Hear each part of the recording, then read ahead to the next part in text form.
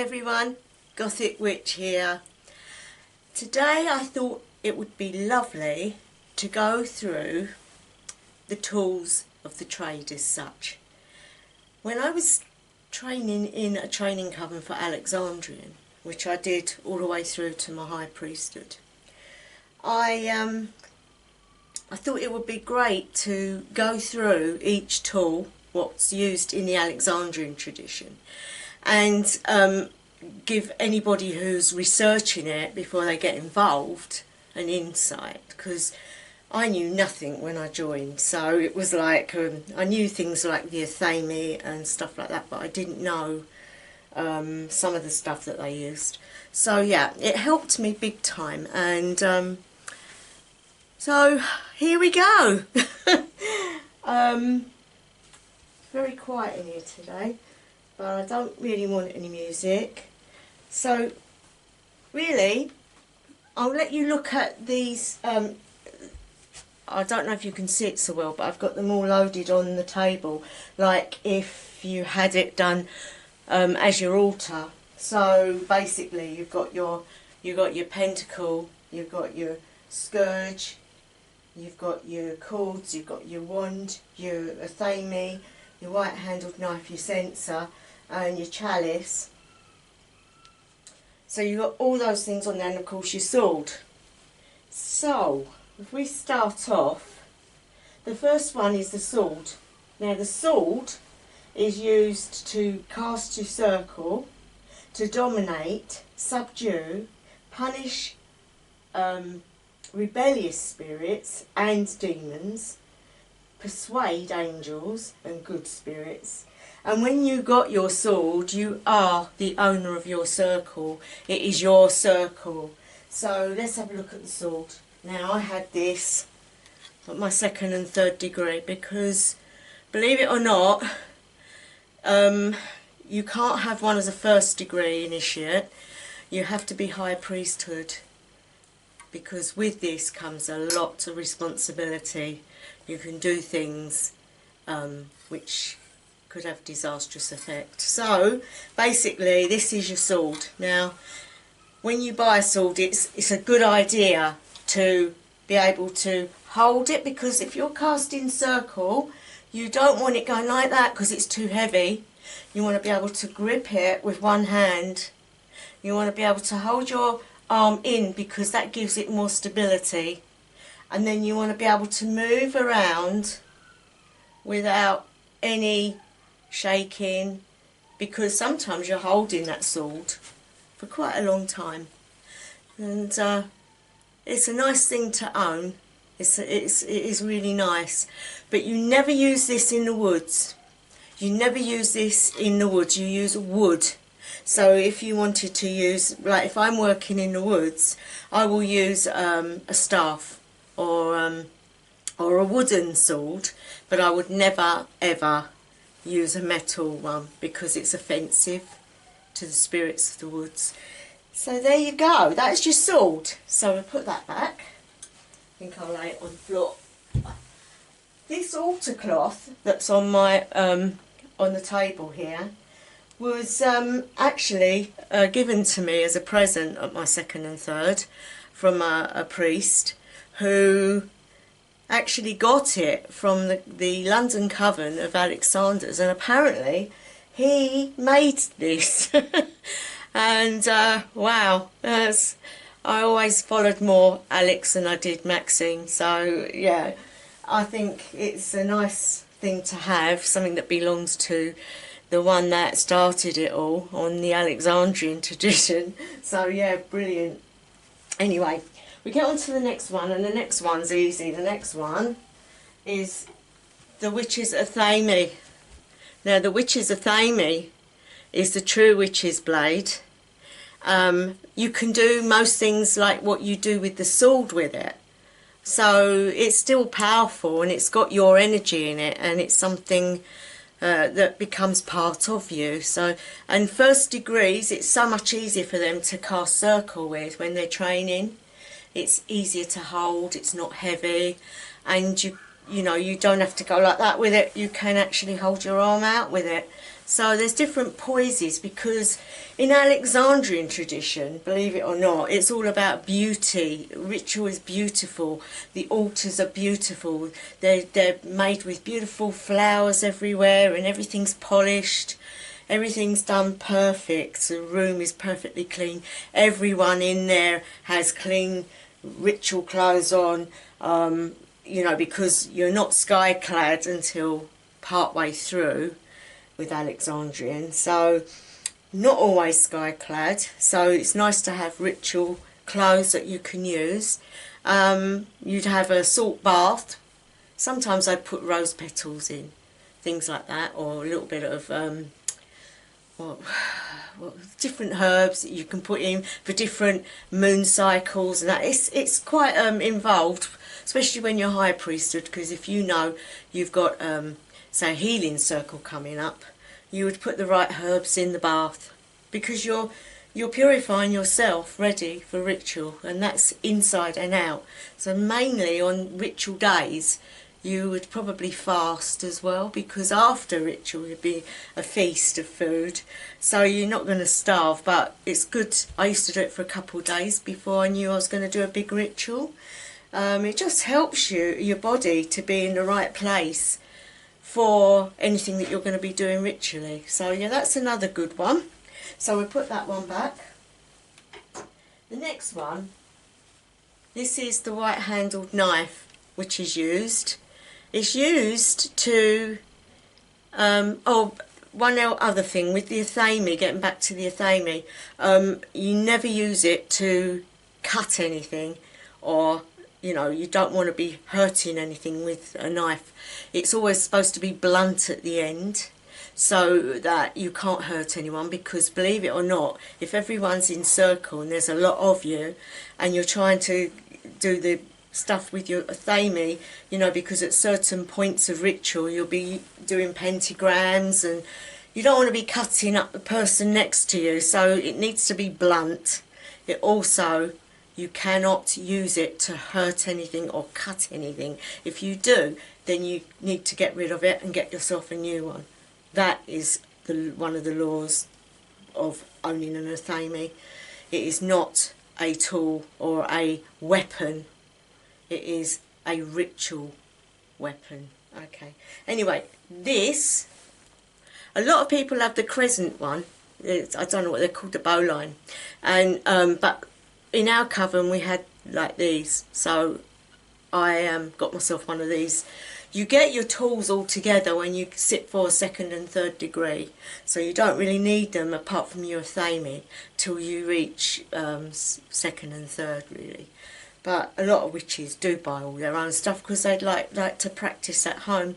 So yeah, once you get your second and third, you get told, put your tools together, get everything, make them if you can, blah blah blah. But yeah, this is used in circle. You'd use it for magical things, so like performing sigil work, cutting things, but it is used for magic.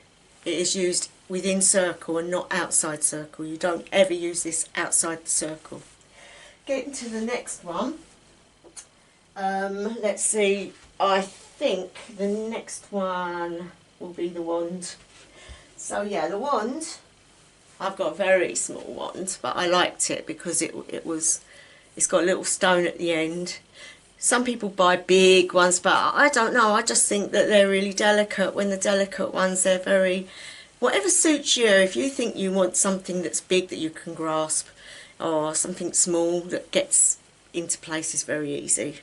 Everyone's different, and you'll be drawn to, a lot of people actually make their own wands.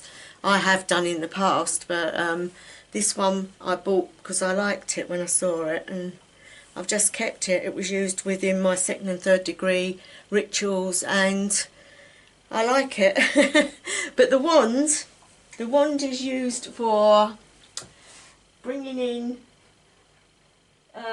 basically, well, it's to control angels. You don't really control angels, but you can use it to invoke angels. You can use it like for good spirits, for stuff like that. It's never used in a bad way.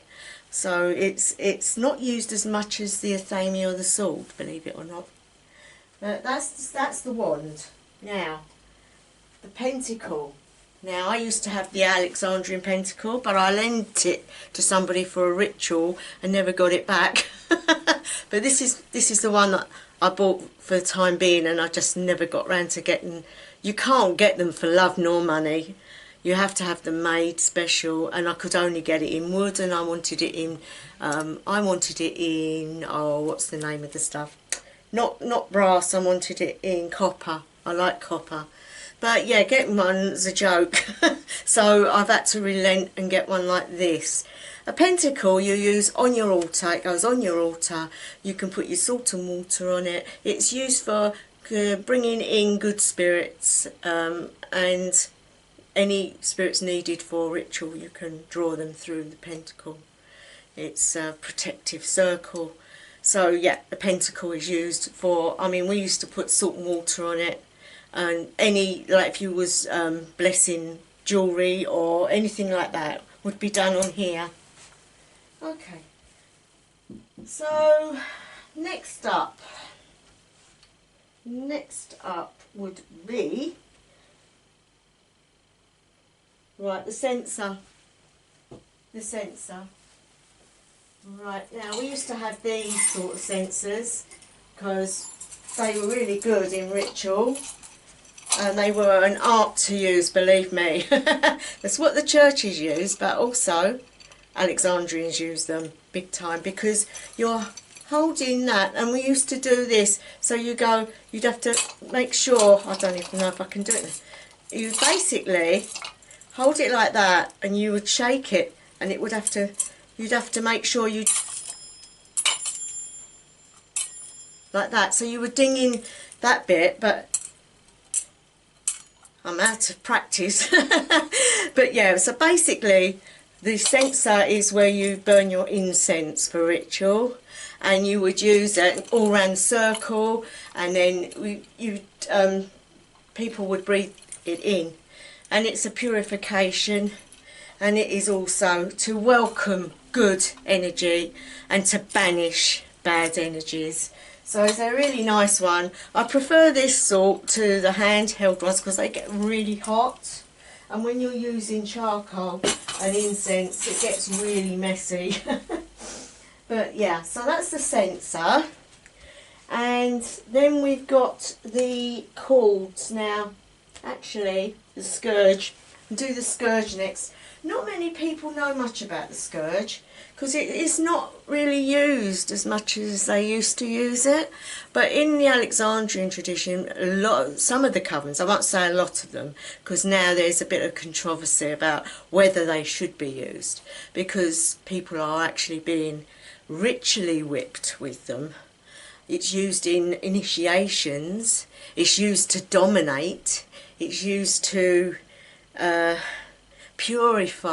purification and enlightenment, and really I don't see anything wrong with it. In our coven we would ritually scourge in circle, and it's done in a way which it lets you know it's happening, but these are really not heavy. They don't hurt at all, and normally it's done to the kundalini at the bottom of the spine. So when they do a figure of 8, which is infinity, and it's done. I remember practicing on a chair in coven before ritual to get it right, because you don't want to do it too heavy, you don't want to do it too light. Everyone would be, you would get, the high priest would do the females and the high priestess would do the males, and each one would be called out and ritually whipped for so many.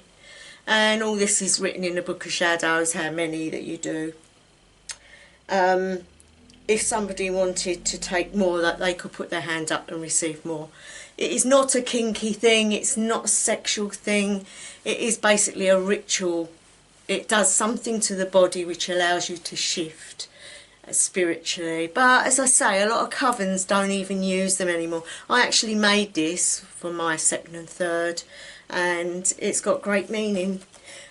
Not that I use it anymore, not being in the coven anymore. I'm on my own now practicing, but yeah, it's all good stuff, all good knowledge, nothing's lost. But last, we got the cords. Now there's 3, you always have 3 cords. Now my ones were red, blue and white. They're used for binding, they're used for magical work, and they're used in initiations to bind the applicant. They're not done to hurt, but when you're bound for initiation, it is done, the knot is done, they do a little knot up here, and it does, with your arms behind your back, it puts pressure enough to shift you. It's not painful, and it's not kinky, or as I say, sexual. It is a way of shifting your subconscious to get you to another level, so that you experience what it is ritually you're meant to be experiencing. But mainly, other than that, it's used for cord magic and stuff like that. So yeah, we always have them, even if you're not using them, on the altar. So yeah. And that's the tools of the trade, my friends. At the end of the day, obviously you always have a chalice. The chalice represents the goddess, and that is the womb of the goddess, ready for the Athame, the great rite, which is another thing entirely, and I will go into another day.